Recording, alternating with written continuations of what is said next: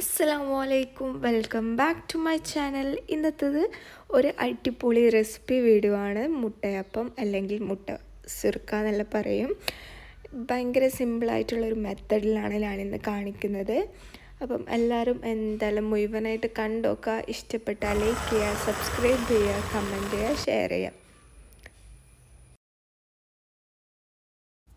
അപ്പോൾ നമുക്ക് ആദ്യം തന്നെ അരി കുതിർത്ത് വെക്കണം. അതിനായിട്ട് ഞാനിതാ വെള്ളം അടുപ്പത്ത് വെച്ചിട്ടുണ്ട്. അപ്പോൾ അധികം തിളച്ച വെള്ളം നമ്മൾ ഉപയോഗിക്കാൻ പാടില്ല.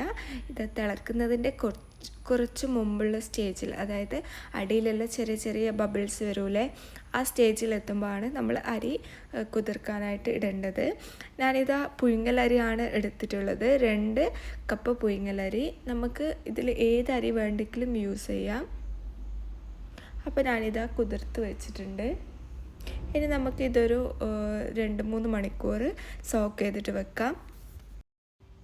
അപ്പോൾ ഇതാ അരി നല്ലവണ്ണം കുതിർന്ന് വന്നിട്ടുണ്ട്. ഇനി നമുക്കിത് കഴുകി ക്ലീൻ ചെയ്ത് എടുക്കാം. അപ്പോൾ ഞാനിതാ അരി നല്ലപോലെ കഴുകിയെടുത്തിട്ടുണ്ട്. ഇനി നമുക്ക് ഇത് അരച്ചെടുക്കണം.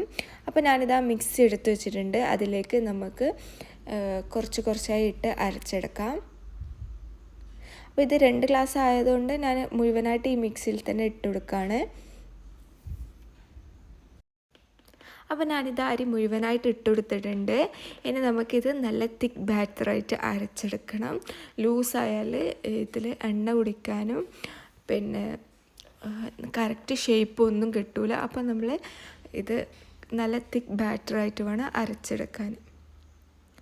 അപ്പോൾ ഇതാ ഓൾമോസ്റ്റ് ഫുള്ളായിട്ട് അരിഞ്ഞിട്ടുണ്ട്. ഇനി നമുക്കിതിലേക്ക് ആവശ്യം 2 മുട്ടയാണ്. 1 ഗ്ലാസ് അരിക്ക് 1 മുട്ട എന്നുള്ള റേഷ്യോയിലാണ്. അപ്പോൾ ഞാനിതാ 2 കപ്പ് അരി എടുത്തത് കൊണ്ട് തന്നെ 2 മുട്ട പൊട്ടിച്ചൊഴിച്ചെടുക്കുന്നുണ്ട്. അപ്പോൾ ഈ മുട്ടയപ്പം മുട്ടയില്ലാതെ ആക്കും. അപ്പം ഇത് നല്ല ടേസ്റ്റാണ് ഇങ്ങനെ ഉണ്ടാക്കിയാലും. അപ്പോൾ ഞാനിതാ അരി നല്ല തിക്കായിട്ട് അരച്ചെടുത്തിട്ടുണ്ട്.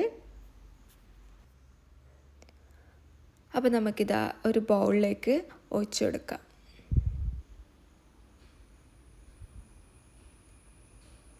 നല്ല പേസ്റ്റ് പോലെയാണ് ഞാനിപ്പോൾ അരച്ചെടുത്തിട്ടുള്ളത്. ഇനി നമുക്ക് ഇതിലേക്ക് കുറച്ച് വെജിറ്റബിൾസ് ആഡ് ചെയ്യണം. ഞാനിതാ കുറച്ച് ഉള്ളി, കുറച്ച് ക്യാരറ്റ്, ഇതെല്ലാം നമ്മളെ ടേസ്റ്റിനനുസരിച്ച് ആഡ് ചെയ്താൽ മതി. കുറച്ച് മല്ലിച്ചപ്പ്, ഇതിന് പകരം നമുക്ക് പച്ചമുളകും എല്ലാം ആഡ് ചെയ്യാം. അപ്പോൾ ഉള്ളി എന്തായാലും മസ്റ്റായിട്ട് ചേർക്കുക. അതിൻ്റെ ടേസ്റ്റ് നല്ല രസമാണ്. ഇനി ഇതിൽ ആവശ്യത്തിനുള്ള ഉപ്പും കൂടി ചേർത്ത് നല്ലവണ്ണം മിക്സ് ചെയ്തെടുക്കാം. അപ്പോൾ ഇത് റെസ്റ്റ് ചെയ്യാൻ വെക്കുന്ന ആവശ്യമൊന്നുമില്ല, നമുക്ക് ഡയറക്റ്റായിട്ട് പൊരിച്ചെടുക്കാം. അപ്പോൾ ഇതാ ഇതിൻ്റെ കൺസിസ്റ്റൻസി ഇങ്ങനെയാണ്. ഇതിലും ലൂസായാൽ നമുക്ക് അപ്പം നല്ലവണ്ണം എണ്ണ കുടിക്കും. അതുകൊണ്ട് തന്നെ ഈ ഒരു കൺസിസ്റ്റൻസിയിൽ തന്നെ ഉണ്ടാക്കണം.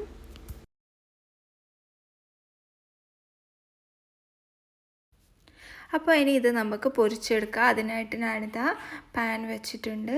ഇതുപോലെ കൊയ്യുള്ള പാൻ വെച്ച് കൊടുക്കുക. എന്നിട്ട് സൺഫ്ലവർ ഓയിലോ വെളിച്ചെണ്ണയോ ഏത് വേണമെങ്കിലും നമുക്ക് ഒഴിച്ചു കൊടുക്കാം. അങ്ങനെ ഞാനിതാ നല്ലവണ്ണം ചൂടായ എണ്ണയിലേക്ക് ഒഴിച്ചു കൊടുക്കുകയാണ്. തീ മീഡിയം ഫ്ലെയിമിൽ വെച്ചാൽ മതി.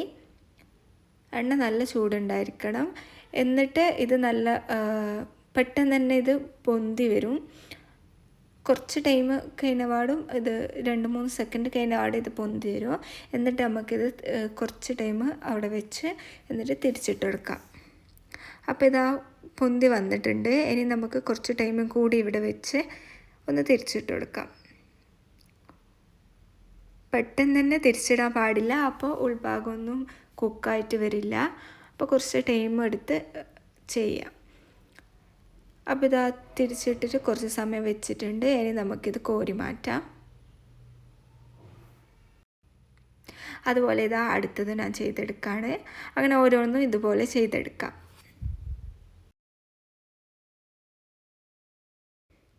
അപ്പോൾ ഇത് അടിപൊളിയായിട്ട് വന്നിട്ടുണ്ട്. ഇനി നമുക്ക് കോരി മാറ്റാം.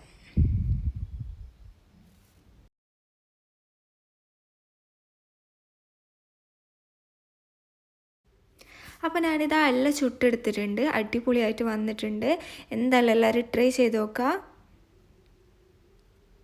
കാണാനും നല്ല ഭംഗിയാണ്. അപ്പോൾ ഞാൻ കാണിച്ചു തരാം ഇതിൻ്റെ ഉൾഭാഗം എങ്ങനെയാണെന്നുള്ളത്.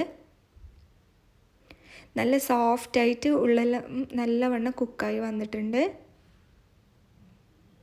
എന്തായാലും എല്ലാവരും ട്രൈ ചെയ്ത് നോക്കുക. ഇഷ്ടപ്പെട്ടാൽ ലൈക്ക് ചെയ്യുക, സബ്സ്ക്രൈബ് ചെയ്യുക, കമൻറ്റ് ചെയ്യുക, ഷെയർ ചെയ്യുക. താങ്ക്